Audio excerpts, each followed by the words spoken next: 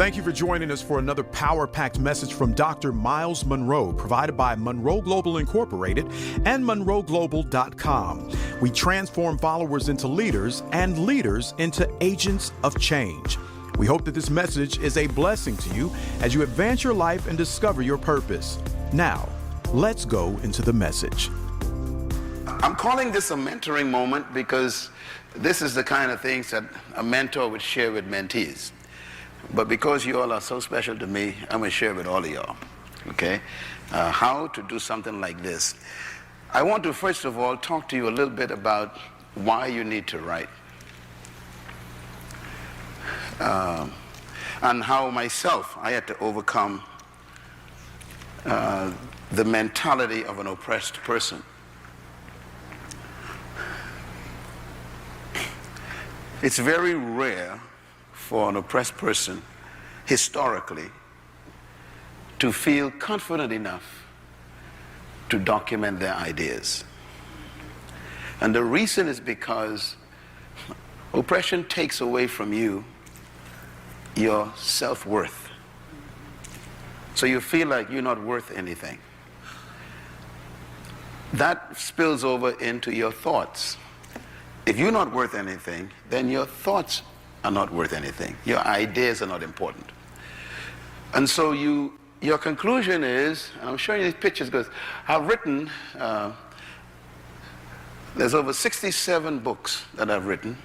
We count about 57 of them because the extras are manuals that I wrote.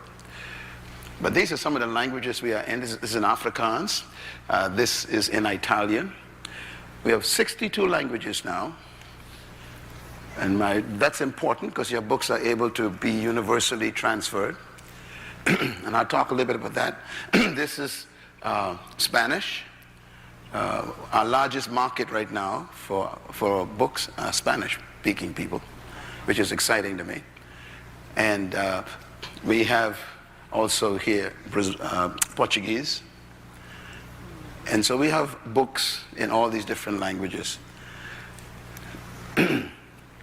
Now, one of the reasons why you yourself have not felt confident enough to write a book is because of your past. Who wants to listen to you? Who wants to read what you think? And that spirit comes from your past. We always think that other people should write.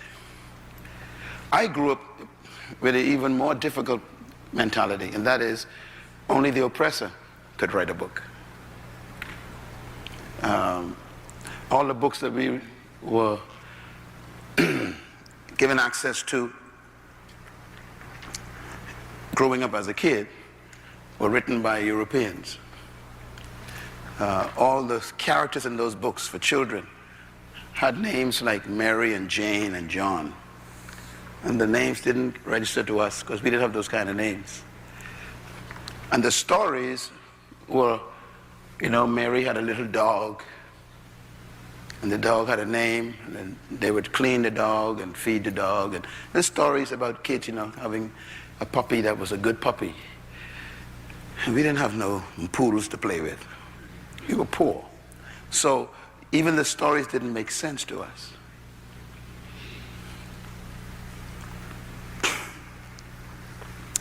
Then there was a book that came into my life as a kid, and all of us had to read it in school. And the book was called Topsy. Topsy was a story about a black boy and girl that fell out of the sky. And they had, you know, these drawings of two black kids falling out of the sky. And the story was about these two kids who came out of nowhere. Interesting story. And that left an impression on my mind. And I didn't understand the purpose for the story until a little later. The story was intent to explain to us, as black kids, that we didn't come from nowhere. We just fell out of the sky. Keep in mind now, you know, the colonial oppressors, they cut us off from our heritage in Africa. So they didn't want you to even know you came from anywhere. Because where there is no history and heritage, there's no value. And that was 4 years old, 5 years old, that was the book all kids had to read. You Came from the Sky. I bring that up because I want to show you how powerful books are. They are ideas containers. A book is an idea container. It transmits ideas. And I want to begin to talk from that perspective. One of the things I thought was interesting too is that the oppressor made sure that your parents could not read. That's because books contain ideas. And the goal was you maintain oppression by the maintenance of ignorance. Remember that the word knowledge in Hebrew is the same word as light. Light. The word in the Hebrew for ignorance is the word darkness. So you want to keep a person in the dark, you make sure they never get light. Light is what? Knowledge. So the way you maintain oppression is you maintain darkness.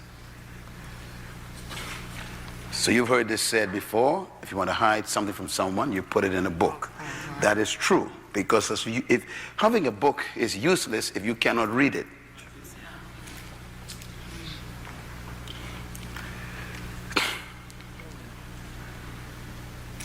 So writing a book is not just writing a book. It's the transmission of light. I have received, I guess by now, maybe, I don't know, over a million responses to my books. I can say that for sure, maybe 2 million, but I'll just say 1 million. Where people have written me from countries I've never been to, in places that I have never seen with my eyes, and they have written me and said, your book changed my life.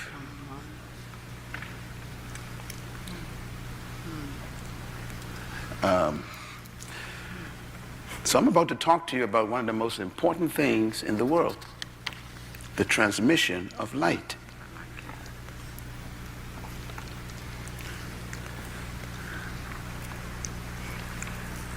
God told Moses when he encountered God, he said, Moses, I want you to do some things for me.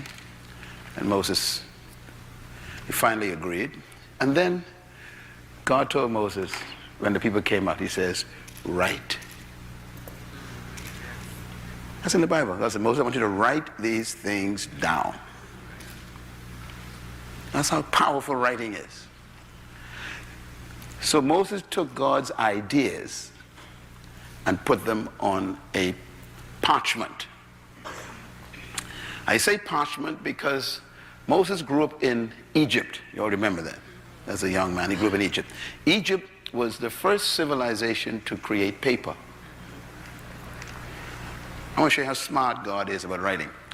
So God made sure that Moses did not grow up with his people. Yeah. He made sure he grew up in the civilization that invented paper. The papyrus reed, they call it. And Moses learned at the University of Egypt. He went, they had the first university, Egyptians.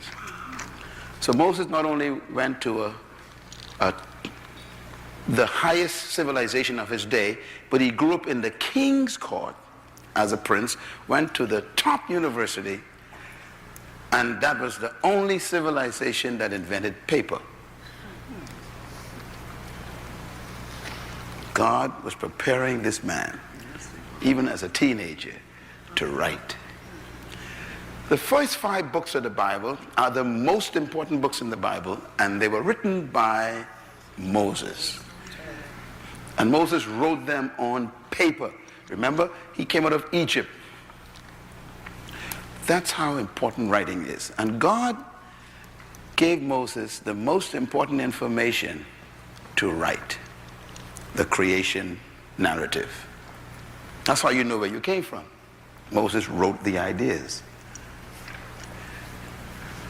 So writing is the most powerful contribution you can make, not just to your generation, but all the generations after you die. Let me explain how that works. Why write and publish a book? Number one, because the world is ruled by dead men. Now, why do I say that?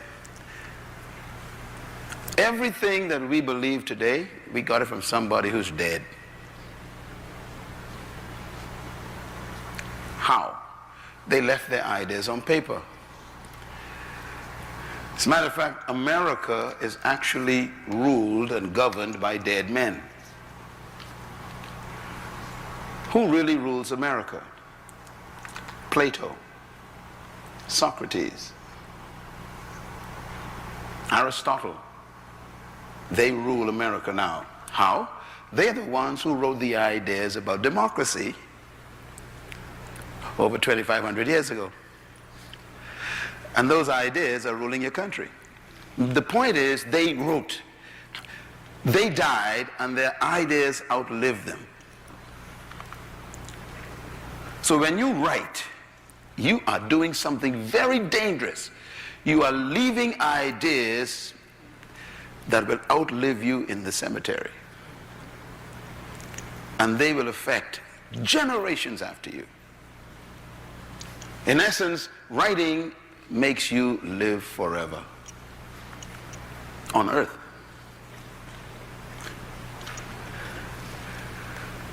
So learning how to write and learning what to write and learning why you should write is really the most powerful act you can perform to guarantee life after death.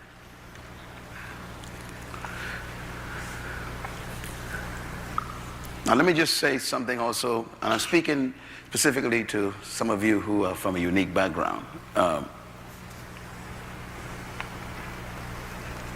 I also, my conviction, my personal experience in writing, I fought this for a long time. I mean, I remember the first time someone asked me to write my ideas, I fought it. And the guy was a publisher, and he tried to convince me. I said, "Are you crazy?" I said, "No one wants to read what I have to say, and plus I don't know how to write. I don't know how to start. I don't know anything about this. And plus, only smart people write books." And I fought that thing.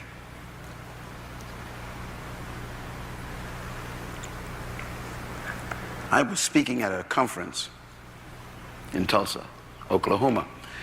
And you never know who's in the crowd, when you're speaking. And there was a publisher there. And I was speaking on a subject on relationships and singleness. And the guy walks up to me and he says, "I have never heard that information before."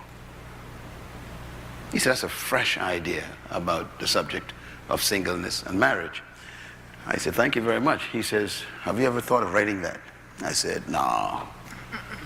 No one wants to. I don't know. I can't write a book. And no one wants to read what I have to say. Only smart people write books." He said, "You don't understand.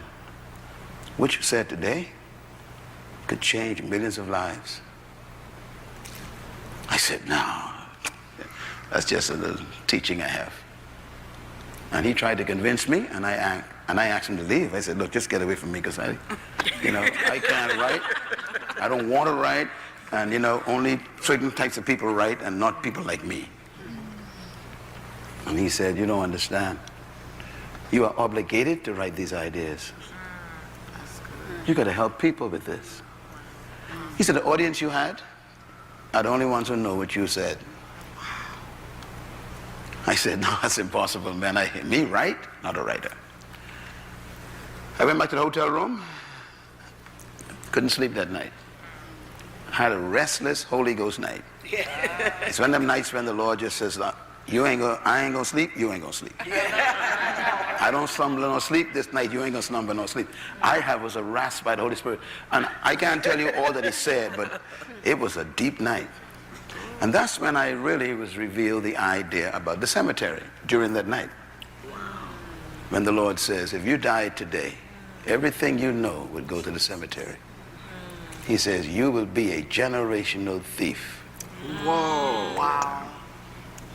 It was a rough night. That's rough. That's rough. And then he said to me,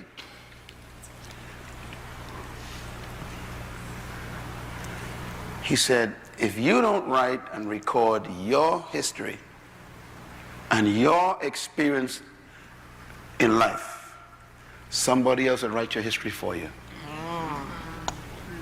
And he said, that has been your curse. As a black man, other people have been writing your history from their perspective. Man, I woke up sweating.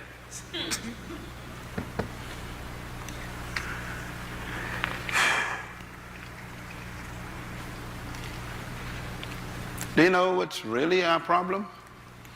Other people write for us, and they don't know us. Right. And they normally write history from what they want history to tell. They don't know the truth about you. And if you don't write, somebody else can write for you, and they will not write the truth. So I decided that day, I called the guy the next morning. I said, I gotta have breakfast with you. He came to the hotel, we sat down. I said, okay, I give up. I'll write. He said, thank you so much, because I couldn't sleep either. And that breakfast was an important breakfast. We sat there, didn't eat anything. And he said, look, this is gonna be simple. Give me all the cassette tapes, back then cassette tapes. Give me all the cassette tapes on this subject you have, just send them to me. I said, that's all? He said, that's it, just send me the cassette tapes. So I went home to the Bahamas. I told the folks there to get all the cassette tapes on the subject, put it in a package, we mailed it to him. And in 3 weeks, he sent me back a manuscript. I'd never seen that before. And I'm thinking, I didn't write anything. And he said, I want you to read the manuscript, go through it, correct, revise, edit, take out, inject, add, subtract, whatever you need to do to make this you. So I went through this manuscript. I was feeling so good, you know, like my thoughts are on paper. So I went through it, sent it back. Then he sent back another 2 weeks the manuscript, and this time it was paginated, you know, in the form of like a book form. Oh, I felt real good. I looked like a book. I was so excited. I revised it again, did some editing, sent it back to him, and he said, okay, if you're satisfied, we're satisfied, let's go. And my first book was published. 1990. The thoughts that I had in that book were thoughts I was teaching my small group of people in the Bahamas for years. For years, you know, the subject, because I was doing a lot of stuff on marriage, and I had no idea that these ideas were so important for people outside of my little group. The book was published, and he said, now no one knows you. So, you know, no bookstore can carry your book because no one knows you. You're not a known person, an author or anything. He said, so we need to, he said, your ideas are important, but you need some credibility. So he said, is there anyone that you know that you can ask to do the foreword for you so we can put their name on the book? Someone who is well known. I said, I don't know anyone, you know. And I was a student of Oral Roberts University. I graduated in 1980. And so this was, you know, years later, 10 years after I graduated. He said, what about Oral Roberts? I said, no, man, Oral Roberts is a man of God, patriarch, great evangelist of the world. He will never think of, you know, doing a forward for a young black guy from an island in the ocean somewhere. You know, this is a big man who built a university. He ain't got time for me. He said, look, I understand that, he likes you. I said, yeah, he's my father, he's one of my mentors. And he said, just ask him. I said, he'll never do that. Oral Roberts' name is so powerful, he won't give it to a young black boy. He said, just send it to him and ask him. So he sent me a copy of the manuscript. I put it in a bag, and I dropped it off when I was in Tulsa at the office of Dr. Oral Roberts. I was there for a meeting, and within 24 hours, his secretary called me back at the hotel and says, she said, Myles, Dr. Oral Roberts wants to talk to you. I'm thinking now he's going to tell me, this is foolishness. What are you doing? Are you nuts? And he came on the phone. He says, my son, Myles? Yeah. He said, this is good work. Oh, I breathe. He said, matter of fact, this is exceptional. And no one has written on this subject before that I know of. I'll be happy to put my name to this. He said, I read the first 2 chapters. This is outstanding. I will be happy to do your forward. Where do you want me to send it? I said, I'll pick it up. And the forward was written that day. I went and picked it up. And if you look on my book on the table back there, on singles, married, and separate life after divorce, Oral Roberts did the forward for that book. Now, the publisher did something interesting. So we have his name and his endorsement. So he put his name large on the back of the book. The title, and he put Oral Roberts, and bottom, Myles Munroe, real small. Wisdom. Because all the bookstores were buying Oral Roberts books. So when he did that, then he sent out, and I'll tell you a little bit how they do this. They shoot this thing out to all the suppliers and all the publishing distributors, and they sent like a little, sample to everybody. And when they saw Oral Roberts' name, all the bookstores says, hey, Oral Roberts wrote another book. But it wasn't Oral Roberts' book, it was my book. So they saw the name, and they started ordering the book. And then they reviewed it, of course. They have these people who actually review your books, and they say, well, if Oral Roberts endorsed it, then it must be of his standard. So we'll sell it. I'm thinking, I'm going to sell maybe, 200 books. We sold 500,000. Wow. When I got my first royalty check, I decided I want to write books.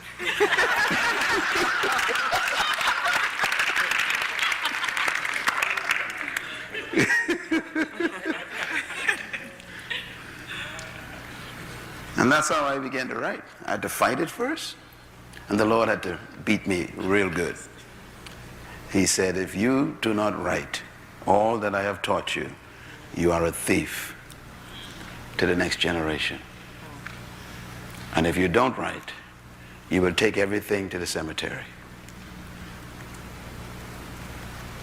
If you're 30 years old today, you got 30 years of history that the cemetery could get. You learned something in 30 years. And the unborn children need to know what you learned.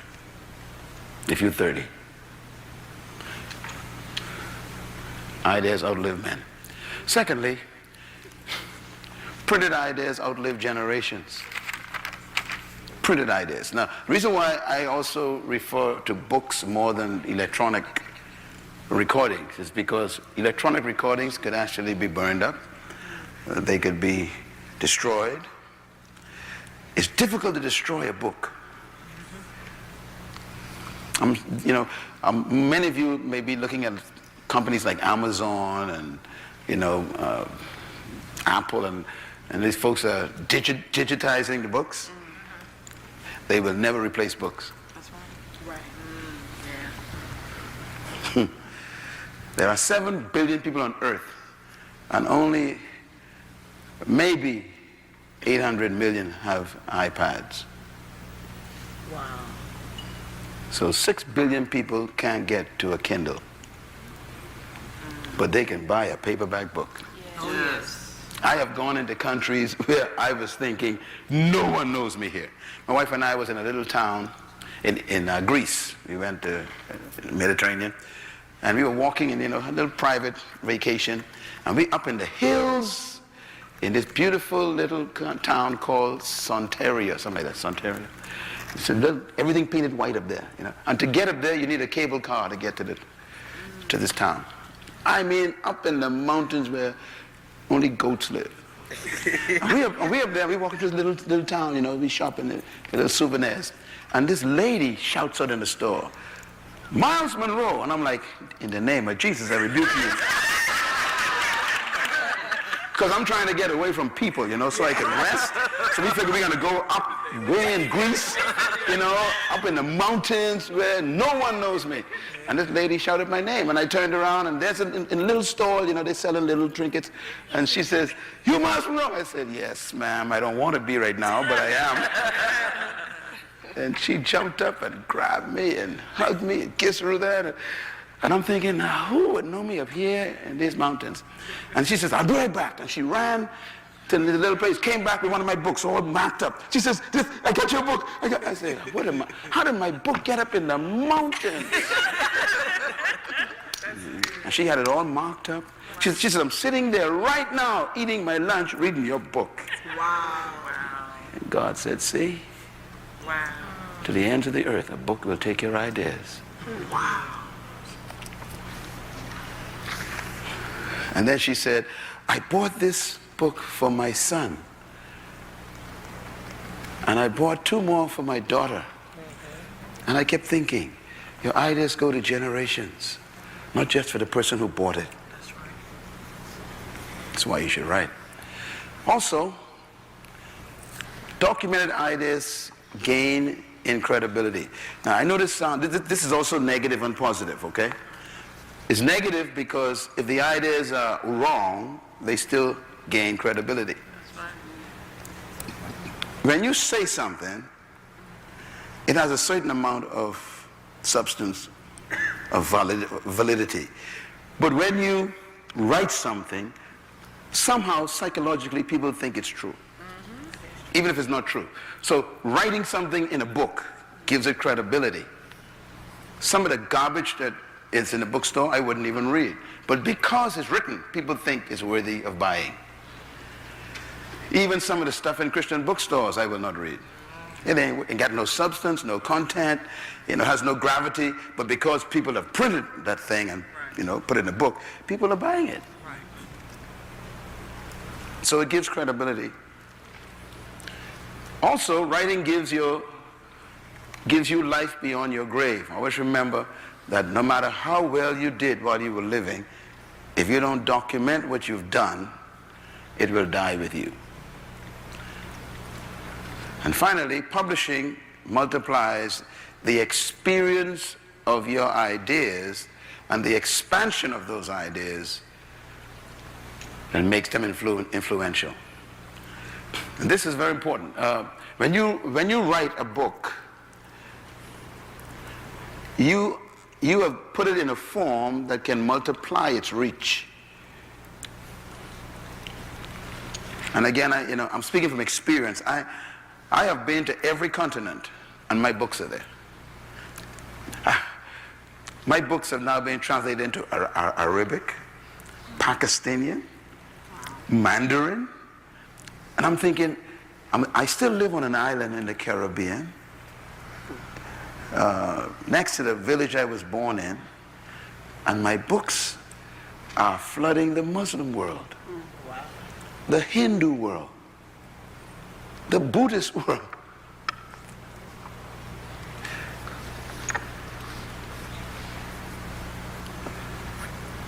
It expands you. Some of you in this room have some unique things the world needs to know, but it's trapped inside of you. And you don't believe that it's even worth being told. I'll tell you something about writing too. You never know what's going to happen to your ideas. You just never know. You can be a best-selling author sitting here looking for money. I'm talking about trying to pay a light bill and you are a multi-million-dollar person because you don't believe your ideas are worth writing.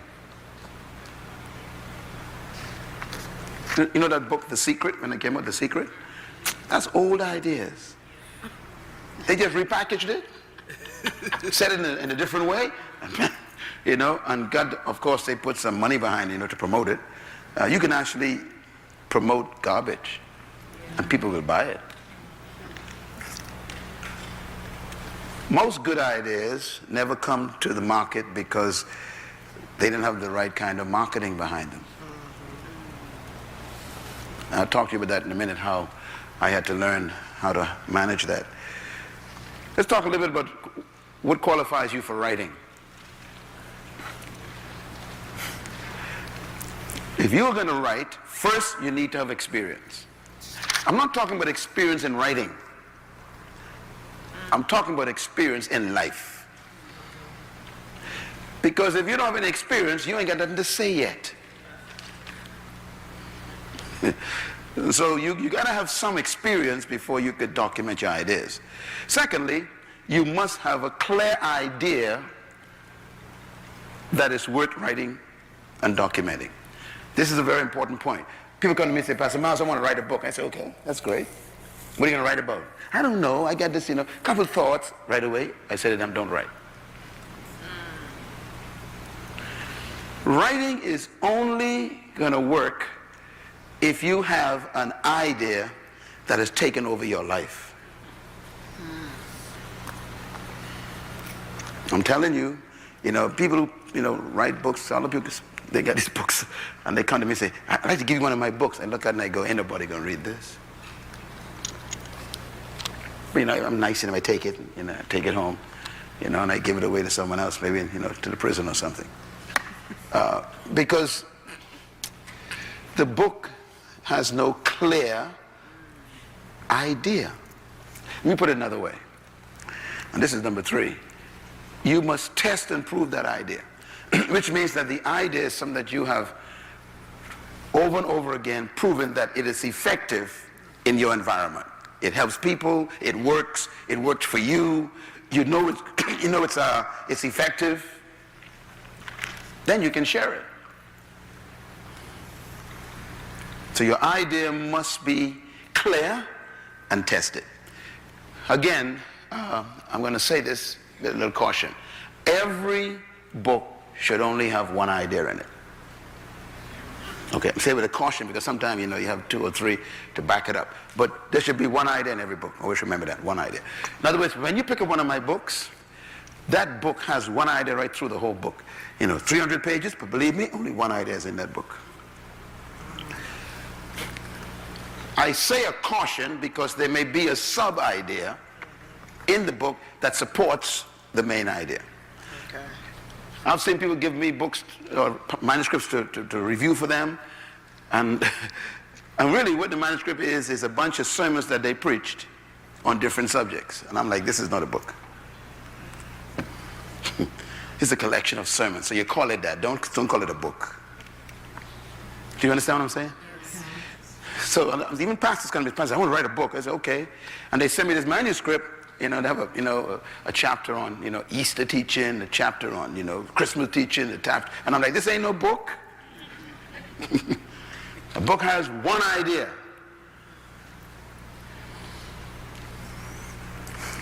See this book? It has one word on the back. So when you read this book, everything is around that one idea. Everything I know about authority is to treat that. You treat the subject, you treat it. So when the person finished the book, say, gosh, I got a handle on authority. Yeah. So you can't have 5 ideas and then try to put them in a book. It's not a book, they won't sell. Number 4, ask yourself the question, is the idea helpful to the greater market? You may have an idea, but it's really just for you. So you got to ask yourself, is this idea that helped me, that I have experience with, helpful to everybody else that I could talk to? If that answer is yes to that, you're on your way to the creation of a book.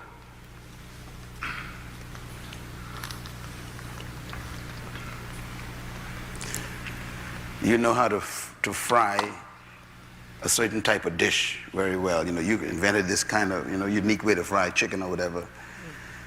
I said, I'm going to write a book on how to fry chicken. Well, I might not be interested in frying chicken. So you spend all your time writing this book on chicken, and no one's interested. It doesn't have the greater market. It's a great idea, but the market ain't interested in your uniquely fried chicken. So you're wasting your time. So it has to be an idea that can help the greater market. And number 5, you must research your idea. You must research it. Even though you may be good in handling the idea, you've worked with it, you've taught it, you've experienced it, you've developed it, you've cultivated this idea, whatever this idea is, you really have a handle on it, but you really have to therefore expand it further and read other people's ideas on the idea. Do research on it, find out in history, where the idea was used in the past, because there ain't nothing new under the sun. You want to expand your perspective of it by research. Everybody say search. You can search, and then you got to back up and research. Search it again. That's what research means. You go back and go searching again for it. Because you want your idea to have gravity. It needs to have history. It needs to have validity. And it needs credibility. And that's why you research. I've seen people write books and they send them to me and they say, I've got a new revelation. They start a book by saying, I got a new revelation. I'm sitting there going, this book is not going to sell. If you start a book with that statement, your book won't sell. You can go to the Christian bookstore right now and a lot of books start just like that. I was in, God gave me a new revelation. That's how they start the book. Ain't nobody going to buy your book. Because there ain't nothing new under the sun. It's just simply researched and a new perspective on it, but never new. My books on potential have sold millions. People, my books on purpose have sold millions. I'm not the founder of Purpose. I just refounded. In my experience, I was searching for my life meaning, and I found it in the Word of God, and I said, wow. And then it changed my life. I didn't think about writing it. I just was living it. And someone says, you need to write that down, because it helped me when I heard you speak it. So I went in and started doing research. Nothing new. Let me put it another way. You can restore an old idea in your generation. It's never new. So don't ever walk around thinking, I got the corn on the market, I got a revelation from God. No, you don't. King Solomon says, there's nothing new under the sun. What has been will be again, and what is will also be again. In other words, don't walk around saying that God gave you a new revelation. No one's going to buy your stuff. You ain't got that kind of credibility. Okay, next question. What should you write? Number 1, write your passion. The reason why people find it hard to write is because they don't feel like writing. It's that simple. Here you are trying to write, and you sit down with this blank sheet of paper, and for 3 weeks you sat down with a blank sheet of paper. And then you say, forget it. Your problem is you ain't got no passion for what you're trying to write. Write your passion. And by the way, passions change, okay? For example, and that's why you got to almost catch your season. Most of my writings come from the subject that I'm focusing on for that year. Then I write it, because that's my passion at that time. Yeah, right.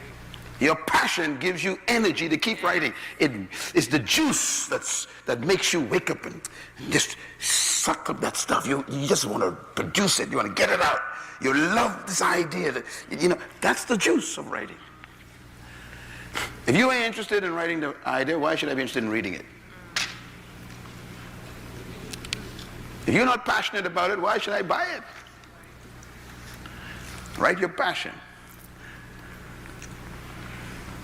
Number 2, write your experience. If there's something that you experience that is real to you. A young lady came to me, one of my mentees in Florida came to me, and she said, Pastor Myles, I was molested by my father, and I had trauma all these years, etc., but the Lord healed me, and now I'm a wife of a wonderful pastor, and the church is doing great, and she was telling me her story, what she went through, and I'm sitting there thinking, this is a book. Because why? If you follow my first slide, this idea will be helpful to millions of people who had the same experience. And she overcame it. That's the key. So I helped her write a book. The book is selling, and now the publishing company is interested in it. Yeah. I assume, by the end of next year, she can be a big writer, a big author. But I'd encourage her. I said, look, this is an experience that can help people. Write your experience. And again, your experience is what you're passionate about because it lives with you, right? Right. Yeah, it lives with you. Number 3, write your testimony. Again, similar to her experience. If you tested something or you passed a test that other humans are also facing, that is good material for potential writing. Now, for example, do you know why people buy a lot of books on how to make money? Because everybody was broke. Right? So here's a guy or a woman who says, look, I had nothing. I started sleeping in my car. I sleep in my car. Today I have a house by the beach. All of a sudden you're interested because you slept in cars too, or you almost did. Right. So that testimony is something that people would be interested in. How did you pass that test? That's why you and I like the book of Job, We like the book of Job because Job, we identify with Job, man. All of us lost something.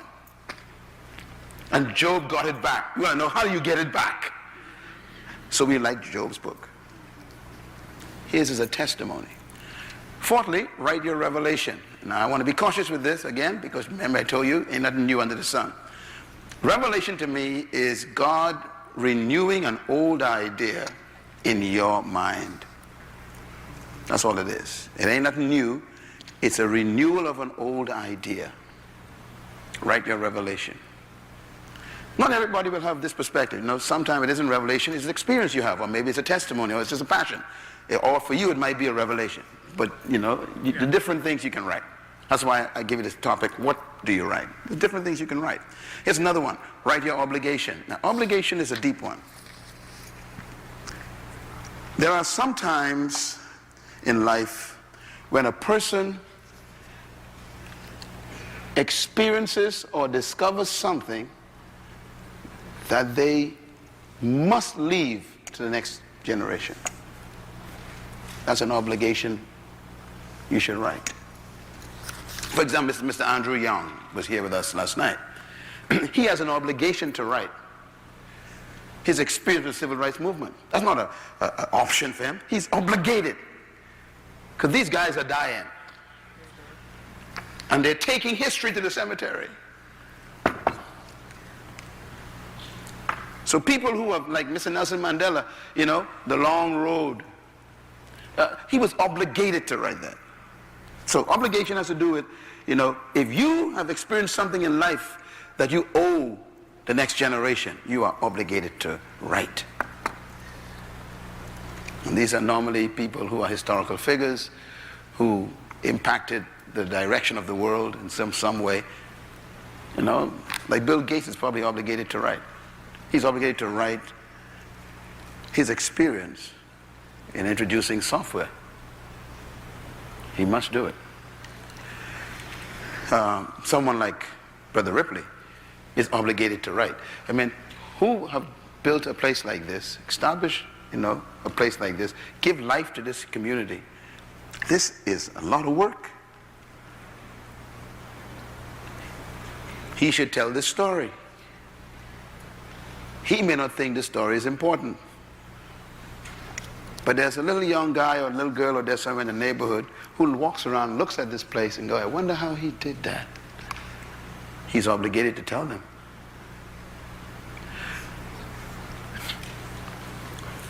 Here's another one. Write your conviction. I want you to think about these things I'm saying. I want you to sit down and think the next couple of weeks, boy, what is my deep conviction about certain things? For example, you may want to write on your deep conviction concerning same-sex marriage.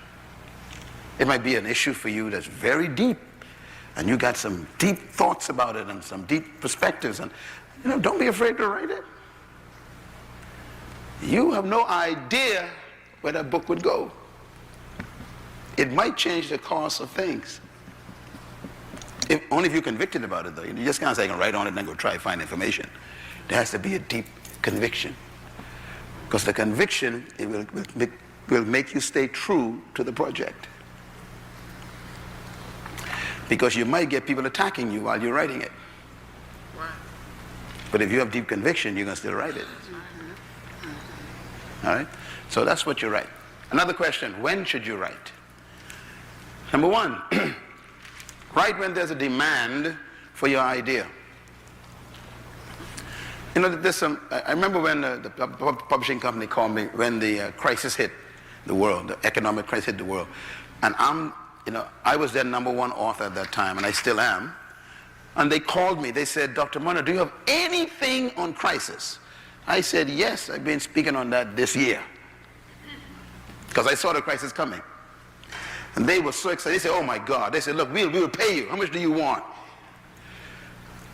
I said, I'm sending a check. So they sent a check. I send them all the material. And there's a book out there called Overcoming Crisis. There was a demand for it. The environment demanded it. So your question should be, is my idea in demand right now? The answer may be yes. In most cases it is, because human life is daily. People experience a lot of things daily. But you got to make sure that it is relevant to the market. And that leads to number 2.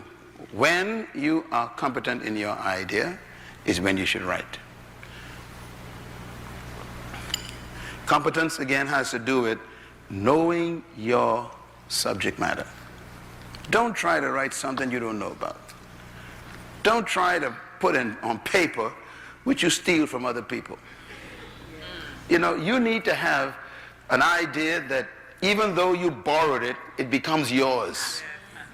You worked with it long enough that you got your own spin on it. This is my piece. That's competence. That means you can't just sit down and say, let me see what I'm going to write about. Let me see. You better go drive a bus. No. It has to be something you've been working with for a long time. Some of you may be in nursing, for example. Maybe you're a nurse. You've been a nurse for 20 years. That means you got 20 years of experience in nursing. To me, that's competence. So you should write a book on a perspective of nursing. And you position it in a way where either it goes only to the medical market, or you can position it in a way where it goes to the general market. There are ways you can position it. But the idea, you know your stuff. You was a nurse for 25 years. You know how the problems with nursing, the challenges, the process, the principles of nursing. You should write a book. You're competent. When should you write? When you've tested your ideas. Tested means it works. It affects people. It worked for you. You know this works. When should you write? Write when you have proven your idea. When should you write? Write when the market needs your idea.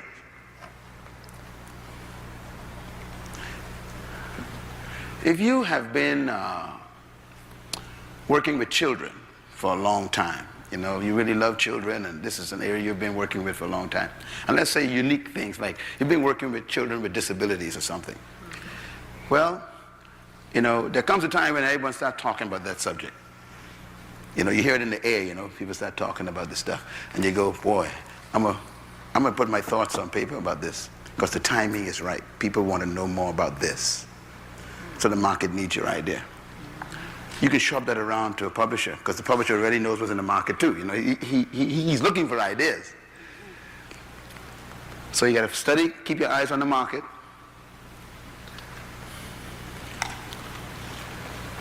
I wrote the book on authority. It's already hit the bestsellers list, the USA Today bestsellers list. I wrote it because I saw the mess in the world. I saw, you know, leaders falling like flies in both the church and the world, the corporate world and business and politics. It was all because they didn't understand authority. So the Lord says, you got the context and the content on this. And this product, this content, this idea, I was teaching 30 years ago. I know this stuff. And then I live it. I built an organization through it. I have the same board with me that's been with me for 34 years. Why? I established authority in the company. So I know, I tested it.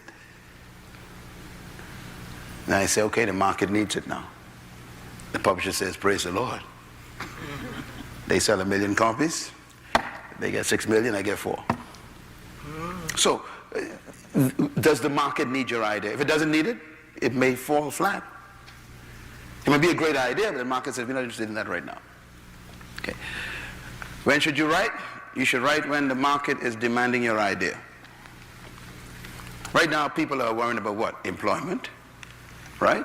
Money, families falling apart, having to downsize things, maybe, you know, start on business. I was thinking, you know, Brother Jerome, I mean, I don't know, but, you know, he's been interested in entrepreneur stuff.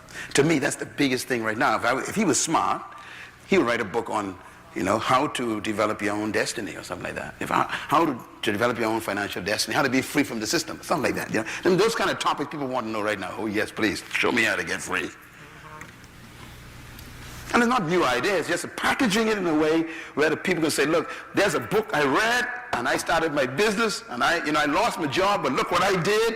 Man, this book helped me. All of a sudden, because everybody is struggling right now based on the market problems. Is this clear? Yes. Yeah. So you want to study the market to know when to write. There are some subjects that are good all the time. You know, some subjects you can write on them. People, because again, like I said, life is daily. You know, so if you write on something like marriage, people always have marital problems. So you know, it'll probably work, you know, anytime. But there are certain times in the market where certain ideas are needed, and people will run to it. If you look at the best-selling list on Amazon, you'll probably see most of the subjects have to do with the economy or jobs or something, because the market is saying, look, we need help, so the authors are dumping those ideas in, hoping one of them would hit. Okay? How to write. Now let's get down to the meat. How do you write a book?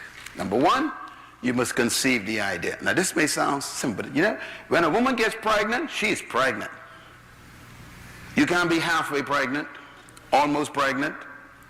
You're pregnant if you're pregnant, am I right? Right. So when you conceive something, it doesn't go away. So if you're going to write a book, you got to actually conceive the book. You have to carry it. It has to be, it's like, you know, I got to deliver this thing. That's, you know, I got one right now inside of me on character, right? And I'm finishing one on kingdom citizenship. Going to come out, I think, in January. And I'm just about finishing it right now, doing some cleanup stuff. But I was carrying citizenship all last year. Mm-hmm. I'm delivering it now. But I got character now because I see all this mess in leadership, you know. Mm-hmm. Even your president and other people, you know, this is character issues. And I'm thinking, boy, so the publishers are like bitten at the time. Like, come on, Doc, get this one out, man, character. You know, because they know the time is right to hit it. With all the immorality in the church and the corruption in politics, and leaders don't know what to do with Europe, These are character defects. And they say, do it. So I got twins. All right? So you must conceive the idea. And you know you conceive an idea when you think about it all the time and you keep seeing it from every different perspective. Matter of fact, everywhere you look, you see it again. You see it. You got yourself a book. You got to conceive it. And then secondly, you have a concept of the content. Now, when you write a book, the book's supposed to be finished before you start.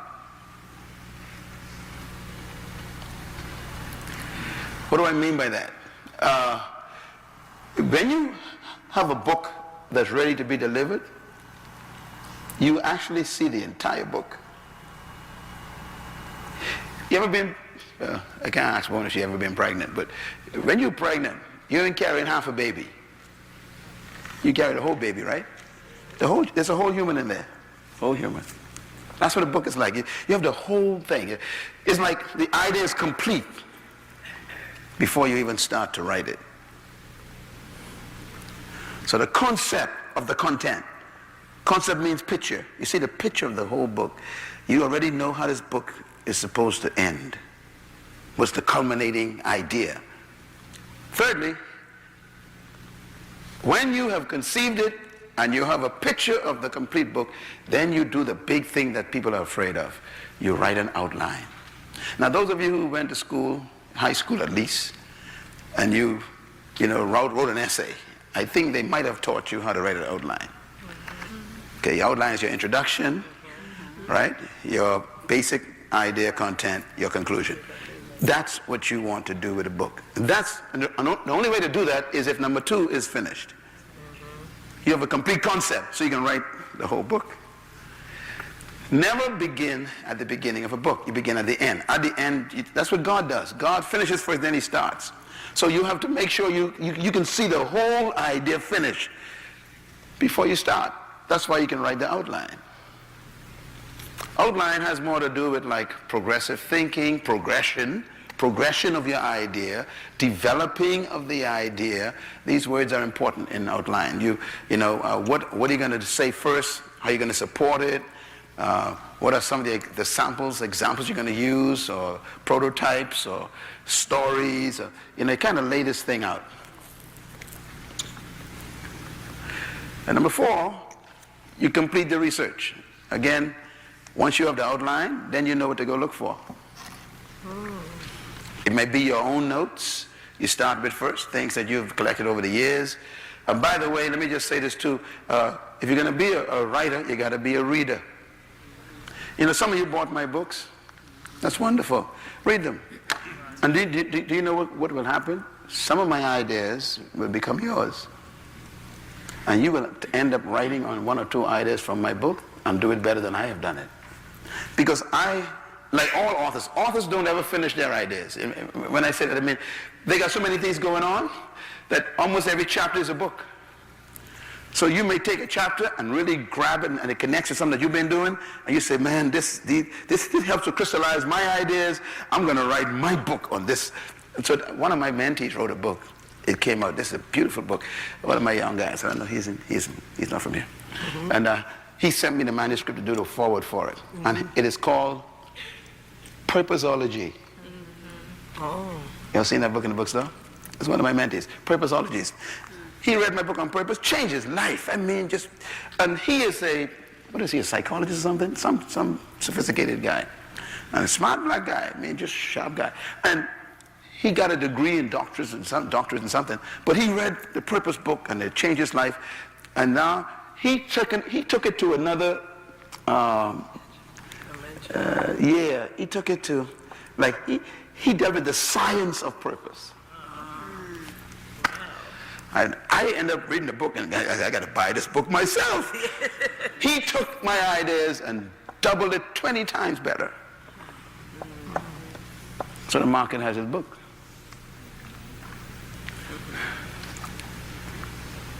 He researched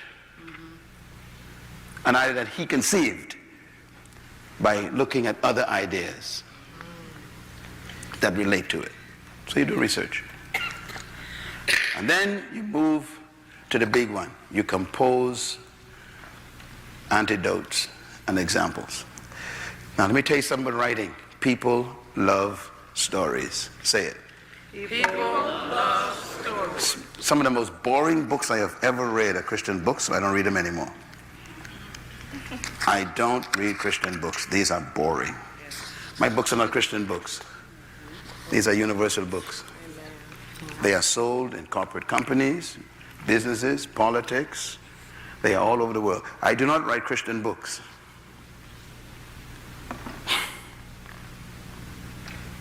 The Christian market is too small for books. 3% of the market is Christians. 3% of market Christians buy books. You'll die if you write for Christians. Okay. Myles Munroe, book on purpose. Open the book. Neither the judges, this is my introduction now, neither the judges or the audience expected anything from this plain-looking, middle-aged, unemployed woman from Scotland who was a contestant on the reality show called Britain's Got Talent in the spring of 2009. That's why I started my book, with a story. You pick up any of my books. Listen, if you don't catch the reader in the first 2 sentences, you're gonna be begging for money. Any book you open on any book. I'm going to show you, I have to prove what I'm saying to you, okay? Crisis. As I begin, what do you do when everything you trusted in collapses? How do you prepare for a sudden change in life? How do you recover when life hits you on the blind side? After a lifetime of hard work and dedication and commitment and loyalty to a chosen career, how do you suddenly change your vocation and skill sets? Now, what does that do to the reader? I got him. Why? You're in the middle of a crisis, and that's what's happening to you. So I got you. The first 2 sentences of your book, you better get me. Otherwise, you lost me.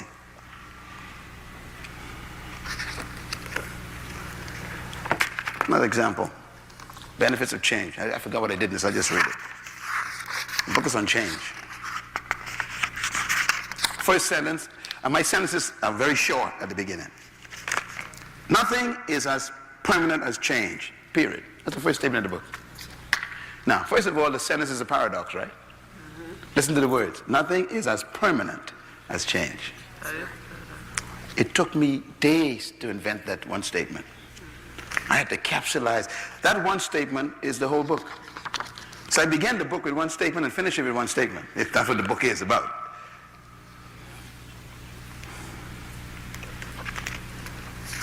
That's the preface. You gotta have stories and antidotes. My kingdom books all start with stories. Or I describe the world, or I talk about Europe, I talk about the economic problem, I talk about politics. Why? You gotta tell people stories. Don't start out by saying, thus saith the Lord.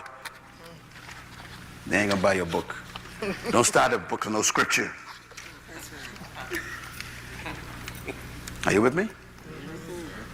Tell a story.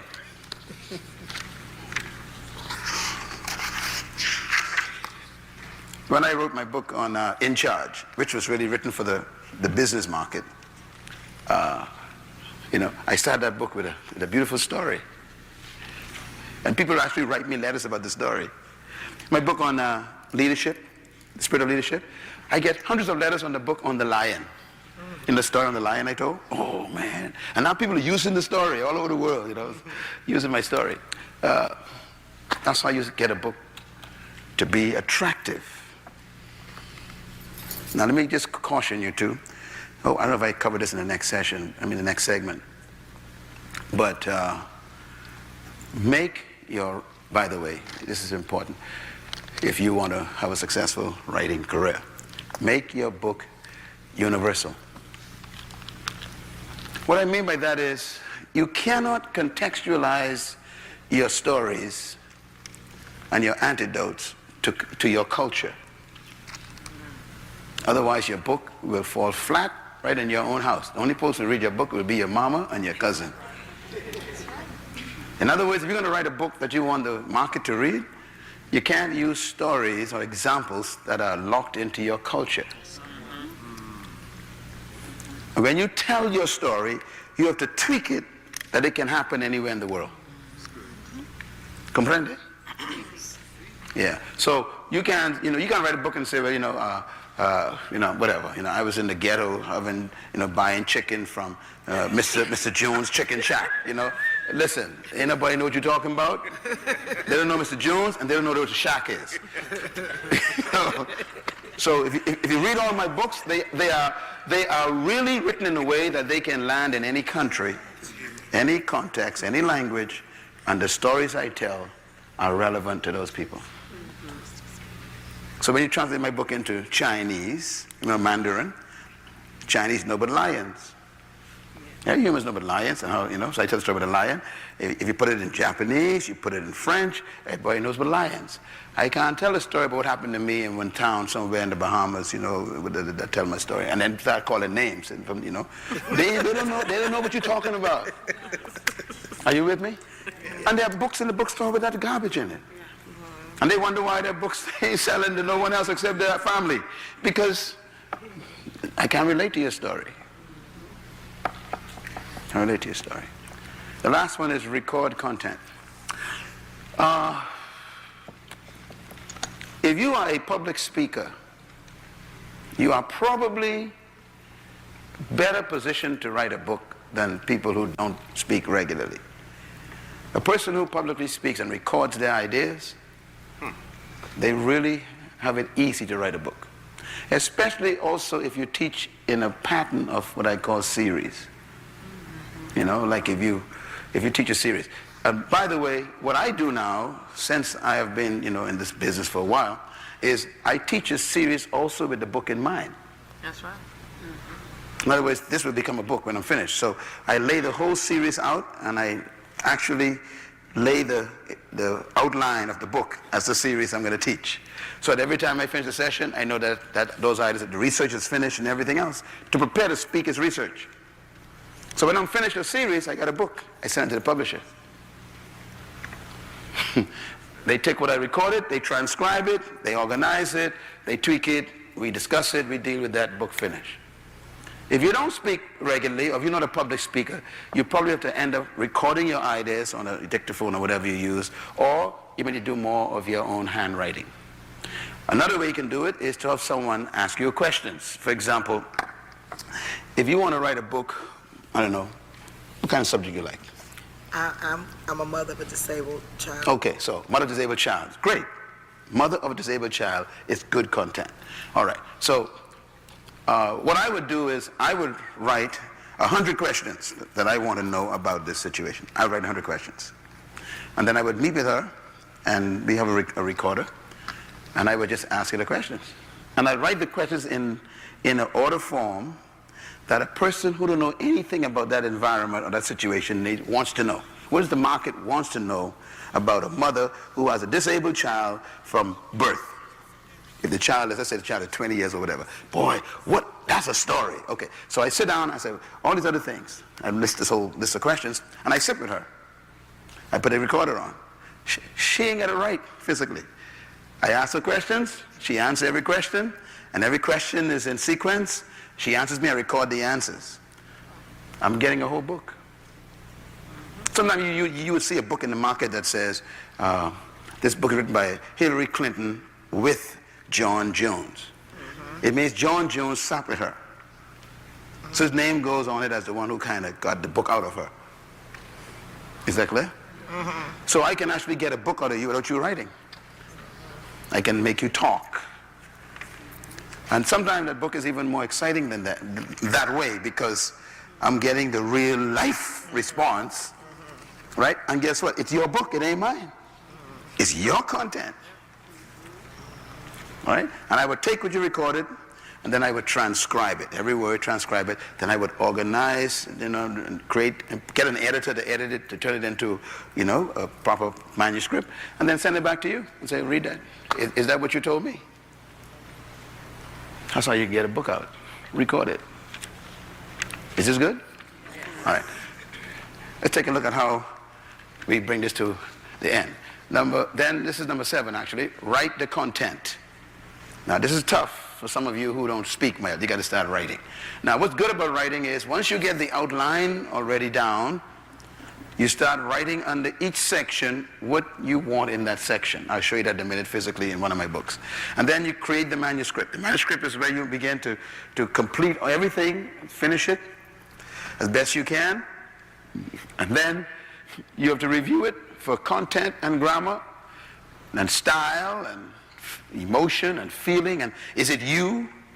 The editor who just did my book on kingdom citizenship, I just sent a letter back to the publisher saying to them, the editor didn't do a good enough job.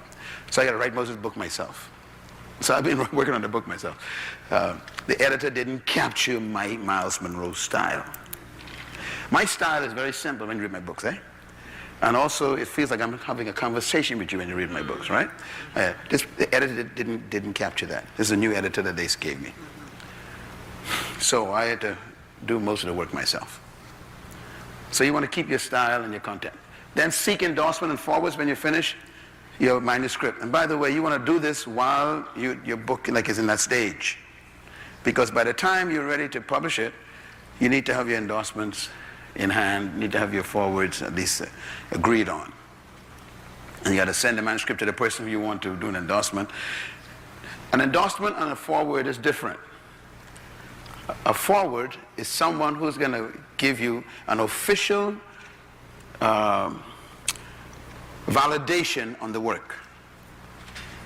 And that person is normally someone who people respect, who people would listen to, and that is what you ride on. You ride on their credibility. An endorsement is where you get comments from different people about the book, like little sentences that you can put, to give the book credibility.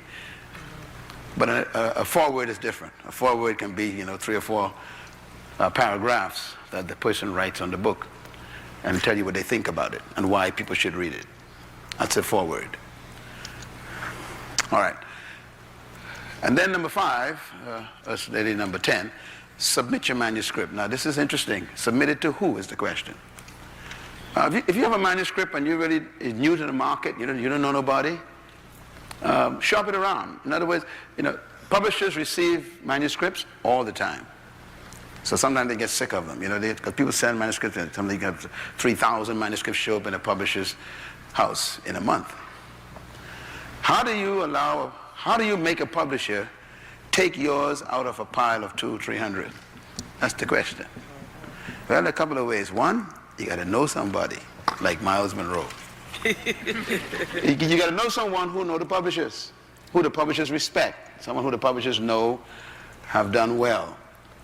Publishers normally take recommendations for 2 reasons. One, if you are a successful author and you got a best-selling record, then you know what is good quality. You won't waste the publisher's time. So if you recommend a work to a publisher, the publisher will look at it out of the 300 that they got, if they got it from someone who they know. Secondly, a second way to do it is you send your manuscript in a package, a neat package, but you put on the cover the working title of the book. Here's why. And put it in big letters. Because sometimes an author will be going through this, just kind of sifting through the stuff, and if the title jumps out, they'll stop. Your title is probably 90% of your sale. I don't care how good your content is. Your title could destroy it. So the title of a book has to be very carefully crafted. Under the title is what we call the subtitle. The subtitle is even more important than the title. The subtitle is the statement under the title that tells me what I will benefit if I read this book. That's what that subtitle is. I think I got some examples on all my books. All right, every book should have a subtitle there. This is your book. Okay. Authority is the title. But look at the words I use. Power. You know, humans want power, so I use power a lot. Everybody want to be powerful, so I use power a lot. Okay? Power and purpose. Everyone have purpose. Authority, man, that thing is powerful. People are buying it, okay? But look at the little thing on the bottom here. Discovering the power of your personal domain. You know, we had to debate that for like 3 weeks. You know, what's the best? How do I get someone to pick this up? People don't pick the book up because of the title. They pick it up because of the subtitle. Can you remember that? When they walk in the store and they see this on the shelf, the title draws them to the book. Authority. What makes them pick it up is the subtitle. Whose is this? Okay, yeah. All right. Here's one. The benefits, the principles and benefits of change. Very positive title. Subtitle. Fulfilling your purpose in unsettled times. You know, things are changing. So again, the subtitle got to say, if you read this book, I'm going to show you how to fulfill your purpose in the middle of unsettled times. Here's one. Overcoming crisis is the title. Hey, everybody want to know how to do that, man. How do I survive?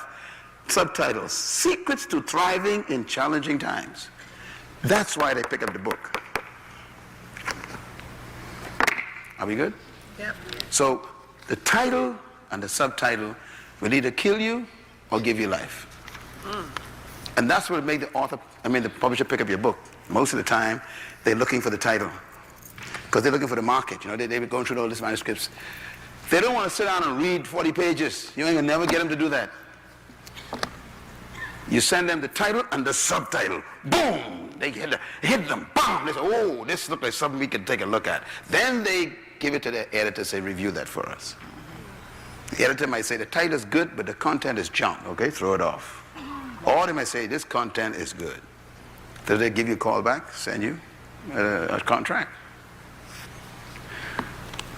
That's how you get a book out. Submit your title. And number 6 is the big one. Pray. I know you all think this is funny. Listen, let me say it again. Our publishing company receives 3,000 to 4,000 manuscripts every month. They literally do. They just dump them. So you have to pray. You need God to intervene. If you got a content that you believe God told you to get to the market, get God involved. Get God involved. And God will answer that in many different ways, you know. How he did it for me on a number of occasions. You might be speaking somewhere on the subject. Just speaking at a seminar somewhere. And you never know who's sitting in the room. I told you that before. You never know who's sitting in any place. And in most cases, in my life, a publisher was sitting in the room. Or someone who knew a publisher was sitting in the room. And they came and says, that was awesome. I want to publish that. That's why you should take opportunities to talk about your ideas publicly. Because you never know who's around. You conjure up your ideas in your bedroom and then you never let anybody know, but all of a sudden you want to write a book. Ain't nobody know about your ideas. They don't know about them. And you don't get mad if a publisher says this is bad work or we're not interested in it. Don't get mad at them. They don't know you. So you got to pray for the Lord to intervene and, you know, let them miraculously pick yours up out of the 300 that day and say, the Lord says we must look at this one. God will do that. All right? Process of publishing. Coming down to the end. Publishing. There are a couple of ways to publish a book. First, you begin by accepting your status as a writer. What do I mean by that? Listen, nobody knows you. Okay? Get over it. Secondly, ain't nobody interested in what you're writing. Get over that, accept that. Thirdly, we don't even know where you came from. All right. So, you know, just be nice to yourself and don't set yourself up for disappointment. Your ideas are beautiful, they're powerful, the world needs them. The only problem is the publisher don't know you. Nobody knows you. So get over that. Number 2, Identify appropriate publishing companies. Now, appropriate means, look, don't send your book to Astor and Schuster or, don't send your book to a big company down in New York and tell them, look, you all didn't answer me back. What are you talking about? Appropriate publishing company means you start with a company that may be in your neighborhood, a small one. Because let me tell you what happens in publishing companies. A publishing company, and this happened to me actually with my first book. The publishing company that published my first book grew itself on my book. It was that small. They printed the book and they gave it to some other publishing companies to distribute. They were small because I didn't know them either. They didn't know me. And the big companies began to realize that the book started selling. And then the book sold, all these hundreds of thousands. And guess what happened? I started getting phone calls from all the publishing companies, the big ones. And I'm like, hey. This is. But I started with a guy who could hardly pay me my royalties back. Yeah. That's good. But the book hit the bestsellers list. And the big boys, see, let me tell you about publishing companies. They ain't interested in you. They're interested in their monies. Exactly. Okay? Get over that too. So don't take nothing personal. When they tell you this is garbage, don't take it personal. All right? They're interested in money. Period. But what happened is people start buying the book. The big companies say, tell you what, we can give you $1 million. The other fellow give you 30,000, we can give you $1 million. So you start with the guy in your neighborhood. Or go to the internet. Get a publishing company that at least get your book in print. You got to pay for the copies yourself. Do it. Because here's what happens. If you publish a book, you pay for it by yourself and everything, and you publish, let's say you print 300 copies, and you do a little speaking engagement and you sell it. You have no idea where the book is going to end up. I've seen stories. Some of my books end up that way. I got a publishing company now, man. It's a big deal, man. Ooh. I'm afraid to tell you what they paid me. Anyhow, it ends up in people's hands. Get it out of you. Get it out of you. Don't try to become a best-selling book, author like Myles Munroe. You can't do that. No one knows you. You just want to get it out. Deliver the baby. Why? Nobody knows you. And you get it out there, and you know what's going to happen? Them 300-400 copies that you got printed, they can float around. They're floating. And then it comes into the hands of somebody who is a major publisher, and they say, wow. And then you get a phone call one day, and they'd say things like, would you like to consider republishing your book? That's a term they would use. In other words, can we take over this book? Your answer should not be a long answer. Don't say you can fast and pray for nothing.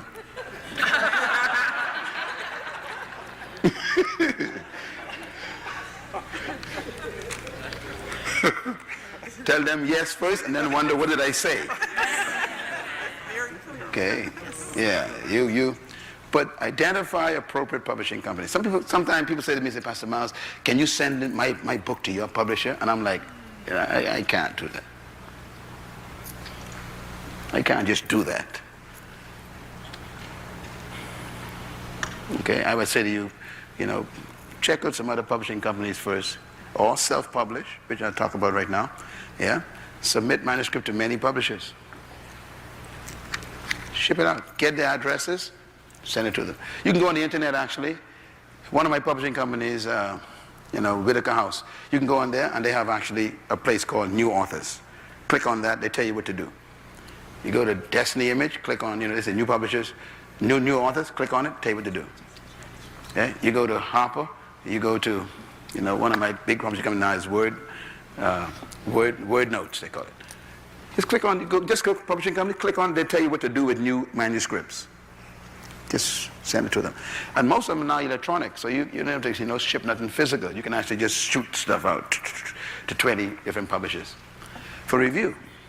Again, don't forget your title and your sub is the key. You want them to stop and look at yours.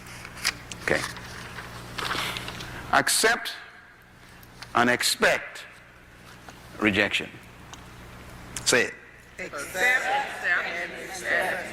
Okay, this will keep your blood pressure down and you won't get mad at the world for no reason. They may reject your manuscript over and over again. That's all right. Someone out there is gonna bite. So don't take it personal. Next, consider self-publishing.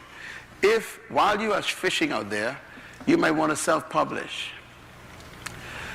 Self-publish, and I'll explain exactly what that means in a minute, is when you actually publish it yourself.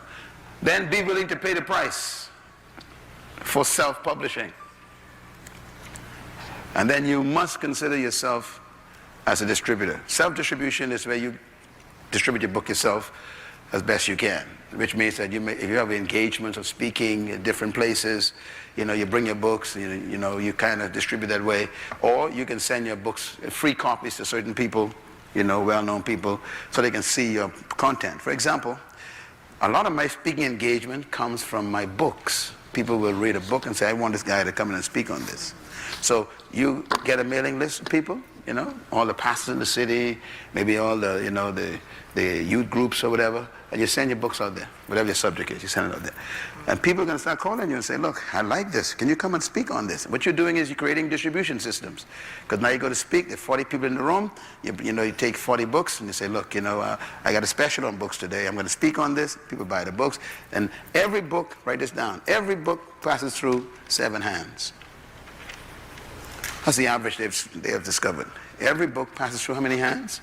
7. So if you have 10 books, 70 people potentially will be exposed to those books. If you get 700 books, that's 4,900 people will see those books. So don't just think of the one book. Think of the 7 people that's going to touch this book. They're going to look at it. And one of them might be, a big boy. And that's how you move around. So self-publishing is important, and self-distribution is also important. Let's talk about self-publishing for a minute. This might be your first option. Self-publishing has some pros and cons. Let me give you the pros and cons. One, when you self-publish, you control the process completely. You control the quality of the manuscript. You can get help if you want, of course, get editors to help you clean your manuscript up grammatically, syntax, context, all those things. You need someone to help you make sure you get something that is palatable to the marketplace. And can I use the term, here's a term to remember, industry standard. Yeah. What did I say? Industry standard. Write that down and remember that. Because if you don't come up to industry standard, the industry ain't going to suck you in. They're going to spit you out. So you want to control the process, but also make sure that it's professional enough that the industry would be interested in it. Self-publishing also means that you control the cost. That means you control how much you're willing to pay to get it published. Thirdly, you control distribution. That means that you got to distribute it yourself, or you got to find or shop it around to get distribution. For example, you may publish a book, and you may know some people down at the grocery store, the manager. You say, look, you're my friend. Can I have a little space in your bookstore at the cashier? Just kind of put my books there, and whatever is sold, we give you 5% or 10%. You go to a drugstore and say, look, I'm going to talk to the manager. In other words, you can become your own distributor, machine by building up relationships with people. You can go to a church and say, look, I have some books here, and I'd like to put this in your bookstore on consignment. Whatever we sell, you get 40%. And they say, okay, yeah, put your book in our books. In other words, the guy like I say, it's a pretty good book, sure.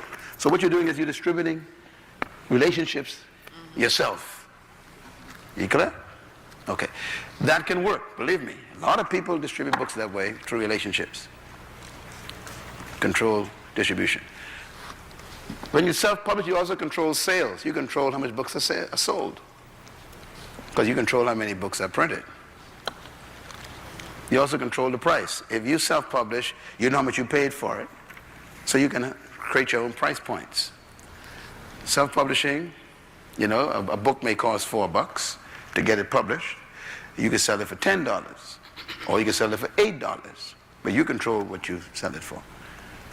You are the source. You're the producer. You also control promotion.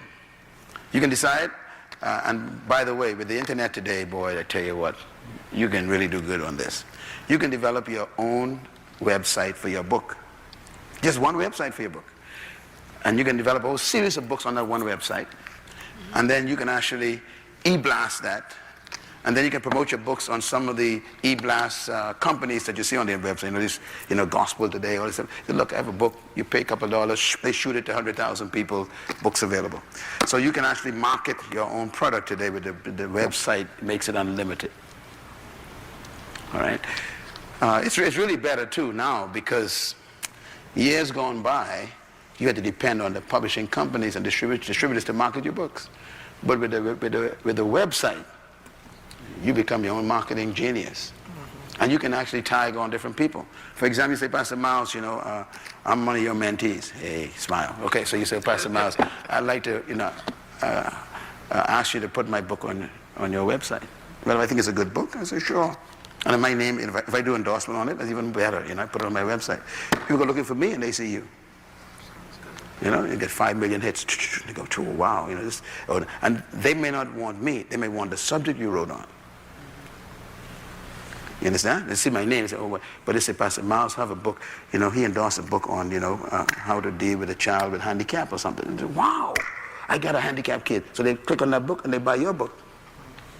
See, so you can distribute market many different ways by networking. Big companies buy my book by the thousands. They have a company called Monovi. They use my books, my market, my leadership books.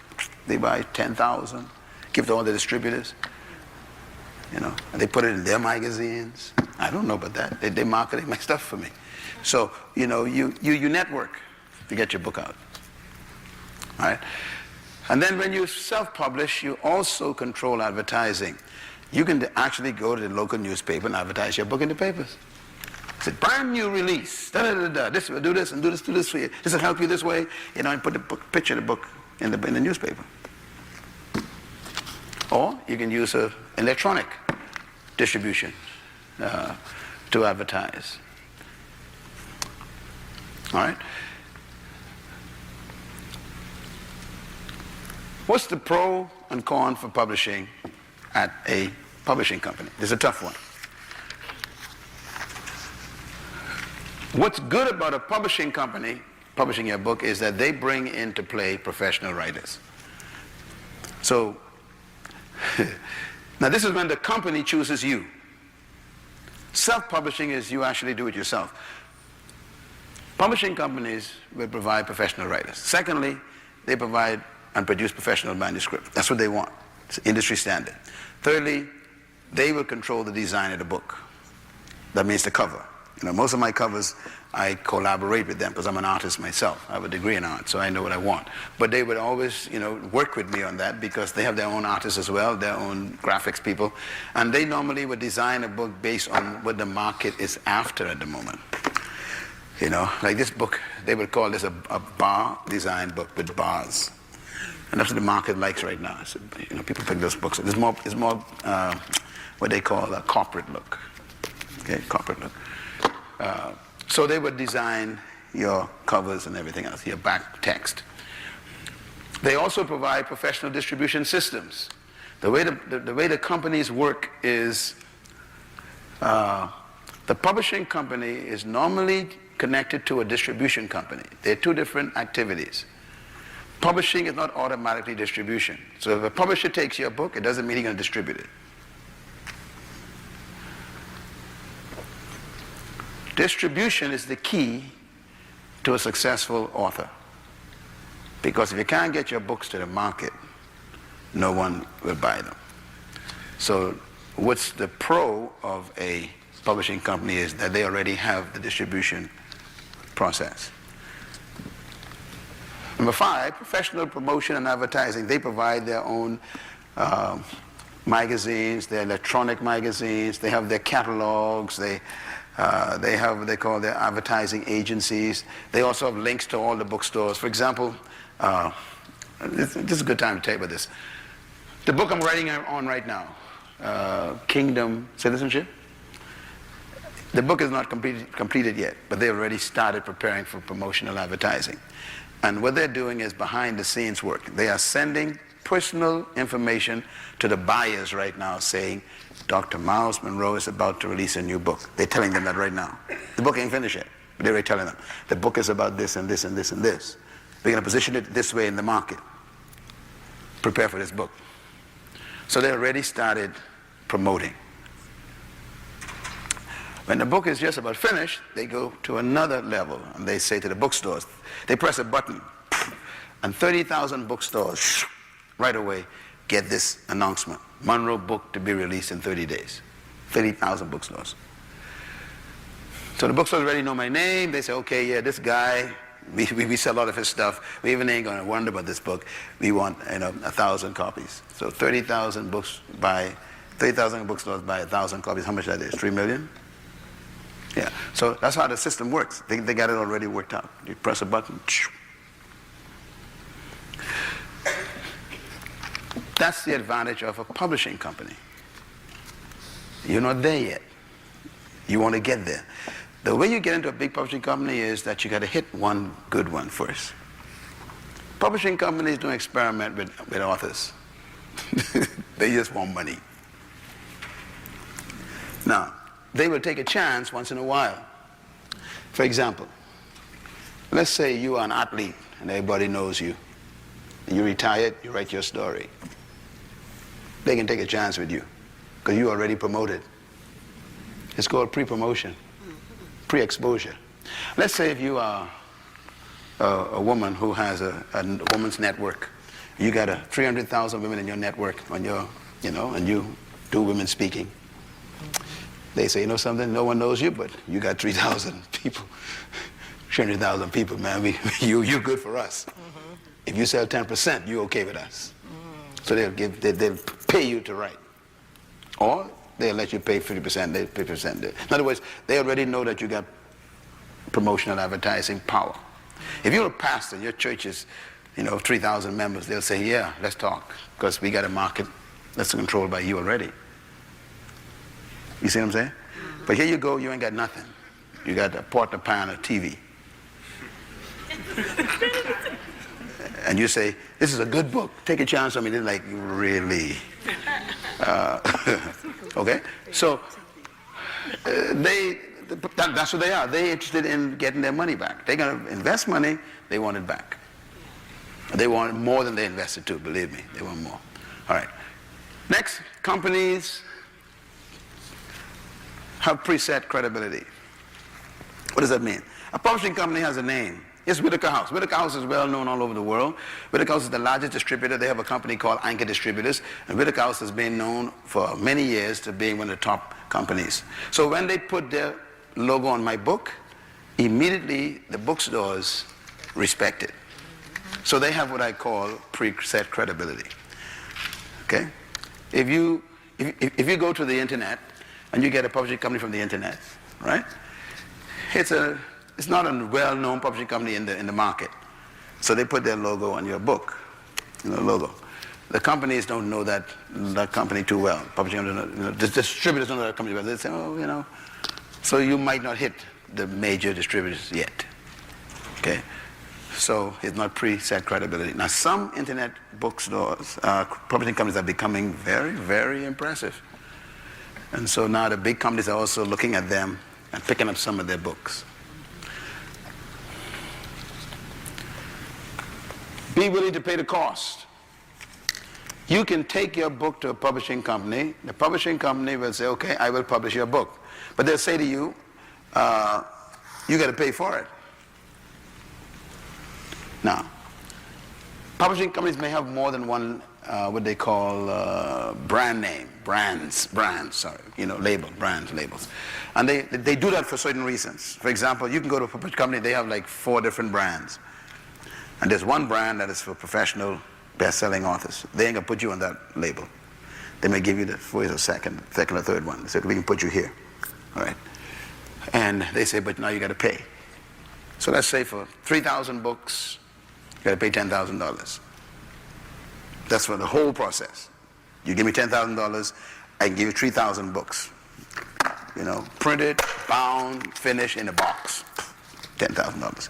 So you get your $10,000, you tell them, here's my manuscript. They will review it, make sure, it's quality, because their name's going on it. And then they say, you pay, we give you the books. Us, publishing companies will do that if you publish with them. You got to pay the cost.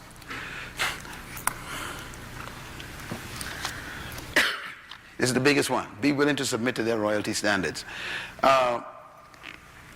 Again, people think of money when they think of writing. Don't think of money first. Money comes later. You want to think of exposure first. You want to get to the market.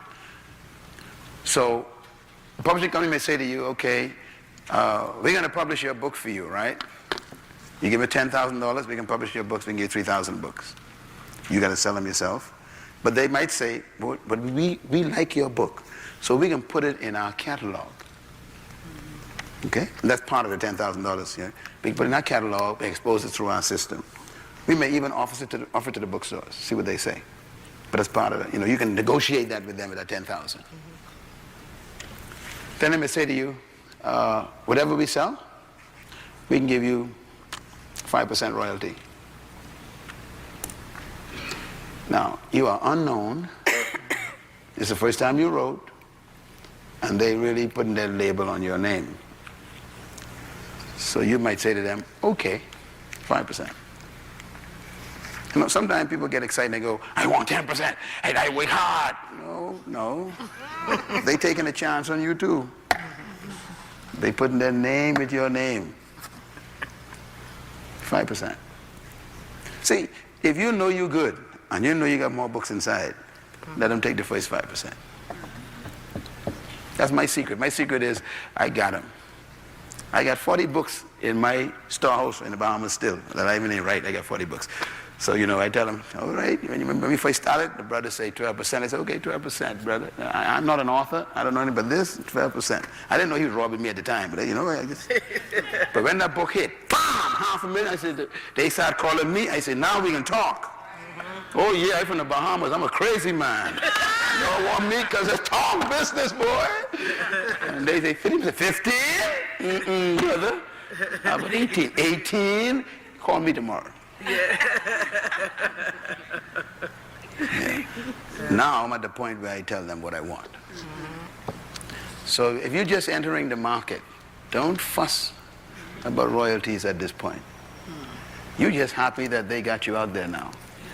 You're in the market. You're going to get exposure first. Okay. And if your work is good and people begin to buy it, then you begin to have power to negotiate your next project. Thank you once again for listening to this message, as we hope that it has been a blessing to you. Our goal is to show you new paths and opportunities so that you can discover your purpose. It is your love, support, and partnership that makes Munroe Global possible. Please visit us online at www.munroeglobal.com for more product, partnership, or to join us at one of our live events around the world.